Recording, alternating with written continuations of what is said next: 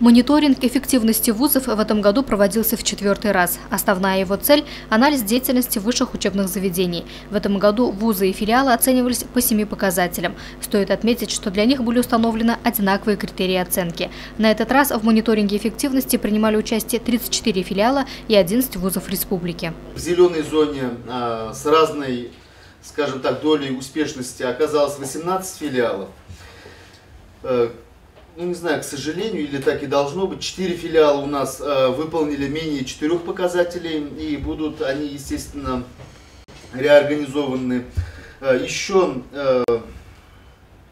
9 филиалов, они и в прошлом году выполнили менее 4 показателей, и более того, не представили в межведомственную комиссию Министерства образования данные по оптимизации деятельности. Для того, чтобы попасть в ту самую зеленую зону, вузу или филиалу необходимо пройти установленные пороги по 4 показателям из 7. Сибайский институт БГУ, занимающийся подготовкой высококвалифицированных кадров на протяжении 25 лет, ежегодно успешно проходит мониторинг. В этом году учебное заведение также удостоилось хороших результатов, выполнив 6 показателей из 7. В ходе мониторинга эффективность деятельности вуза оценивается по образованию, научно-исследовательской, финансово-экономической деятельности, уровню заработной платы профессорско-преподавательского состава, контингенту студентов. С прошлого года в мониторинг введен показатель и по международной деятельности. Путем установления дружеских контактов, договорных отношений с соседними республиками, Республика Казахстан, Таджикистан, Узбекистан в какой-то степени, они нас поддержали своими выпускниками, естественно, в заочной форме обучения.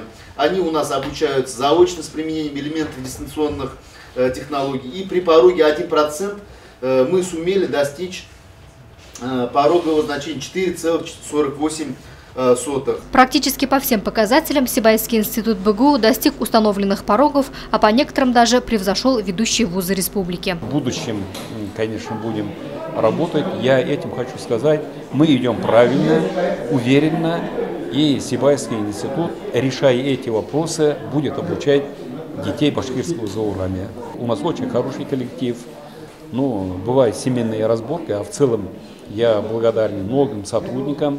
Они понимают задачи, требования, выполняют, и поэтому мы на завтрашнее мероприятие уже смотрим с большой уверенностью. И я хочу заверить горожан и детей башкирского Зауралья: ваши дети обучаются в хорошем вузе и получат диплом, где есть еще один показатель – трудоустройства.